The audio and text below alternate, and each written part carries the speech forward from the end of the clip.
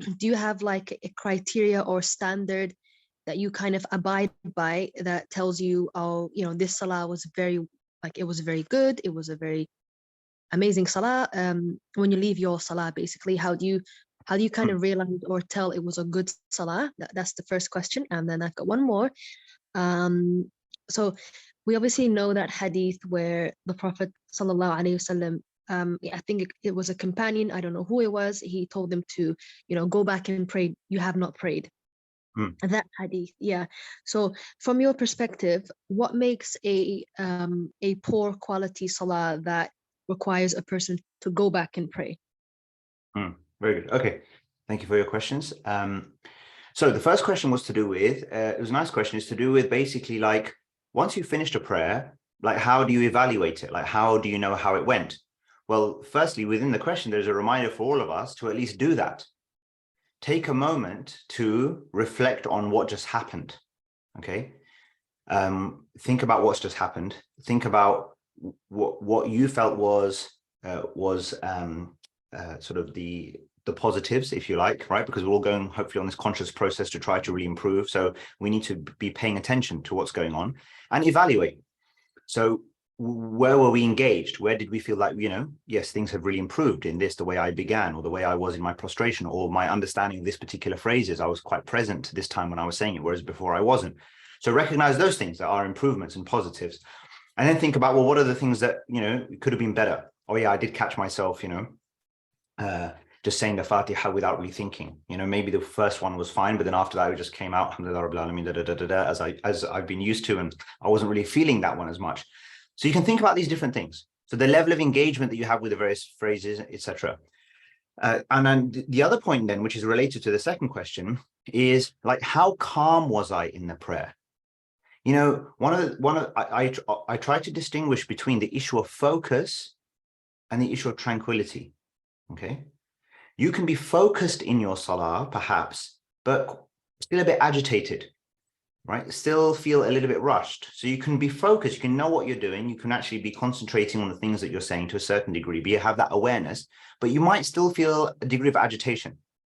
Yeah, you might feel a like a sense of that rush. You don't feel calm, right? Your mind is thinking beyond the prayer, perhaps, but you're, you know, meaning in a general sense, not in maybe a way that's distracting, but in a way that's making you feel, you know, hurry a bit. Now, the way you know this, and it relates to your second question about the person who is reported to have been told by the Prophet, peace be upon him, 3 times to go back and pray again. Yeah, go back and pray because you haven't prayed. Okay, the man was observed in the masjid. He gave the salam to the messenger. He was about to leave. And then he was told, you know, go back and pray because you haven't prayed. So very strong language, really, right? I mean, just imagine, okay, you do your takbir, to Allahu Akbar, you've done your Fatiha up, down, etc. You've done everything. And then you're leaving the masjid and the imam was telling you, listen, you haven't prayed, go and pray again. And it's like, what do you mean I haven't prayed? Okay, fine. You might tell me that I maybe missed something, or you thought I was rushing, whatever, but it was just, you know, you haven't prayed, you know, like as if it didn't happen at all. This is what has been said. And why was that? Well, from that narration, we understand that the reason, fundamentally, the reason why this companion was told by the Prophet, peace be upon him, that go back and pray because you haven't prayed, is because he was not calm in his positions in between the movements. Okay, so his calmness in certain positions in between the movements. Okay, so there are two positions, especially where this is clear, and this is a great thing to evaluate, okay, for you to think about. When you say Sami Allahu liman hamida, you come up from the ruku', you come up from the bowing position, and now you're standing. Okay, and now we say Rabbana wa lakal hamd. It is an opportunity to praise Allah before we go into the prostration. Now that position, the way in which we hold that position, the way in which we feel in that position is a great indicator of overall how calm are we, how tranquil are we. Similarly, in between the two prostrations, the sitting position in between the two prostrations. I come up from the first prostration, I'm sitting.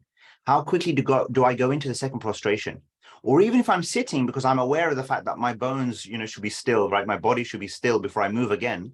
But you can be still, but still on edge, if you know what I mean, right? You can be still, not moving, but you can be on edge, meaning you want to move forward, rather than just being calm, settled in the position. saying some appropriate words, perhaps, being calm in the position, feeling where you are in the moment, literally present in the moment. And then naturally, okay, Allahu Akbar, then you go back into the next prostration. It's a very subtle difference, but it's actually quite a big difference.